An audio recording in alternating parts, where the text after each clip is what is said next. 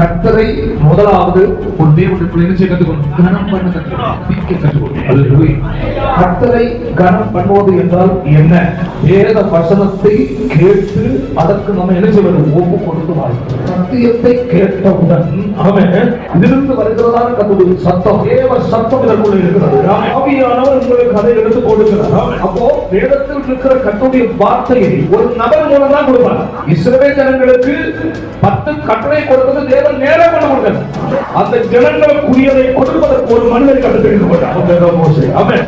அப்போ அது மோசேக்கு கொடுத்த அனுப்புறது அது யாருடையது அல்ல, மோசேயுடையது அல்ல, இது யாருடைய? தேவனுடைய. வேதத்திலிருந்து வருகிற வார்த்தையை ஒரு ஊழியக்காரன் மூலமாக பேசுகிறார் என்றால் ஊழியக்காரனுடைய வார்த்தை எல்லாம் தேவனுடைய வார்த்தை. அப்போ அதை தேவனுடைய வார்த்தையாக எடுப்பது தேவனை மதிப்பது. அப்ப அப்படி கனப்படுத்தும் போதுதான் உன்னை கர்த்தர் கனப்படுத்துவார். கடவுளை கொண்டு கர்த்தர் பேசுகிறார். அப்போ பிழையாம் அர்த்தம் என்ன?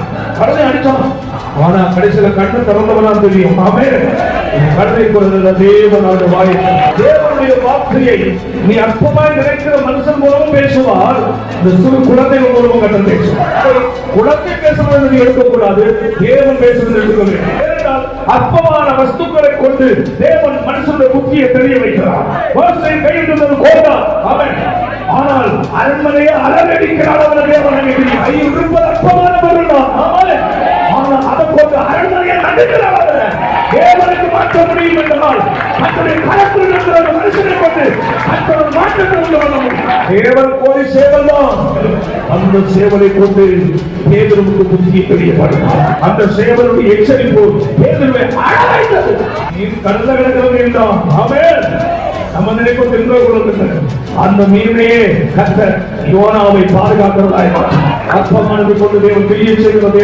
அந்த மீனுக்கு சமுத்திரத்துக்குள்ளே 3 நாட்கள் பாதுகாக்க வைக்கிறவரான தேவன் அந்த மீன் பாதுகாக்கவில்லை என்றால் செத்து போயிருவான். கர்த்தர் மீன் பெரிய செய்கிறார். காலம் அற்பமானதுதான். அந்த காலத்தை கொண்டு கூட எளியாக போஷிக்க வைக்கிறது. தேவன் சாதாரணமான வஸ்துக்களை கொண்டு மகிமையான காரியங்கள் செய்கிறது.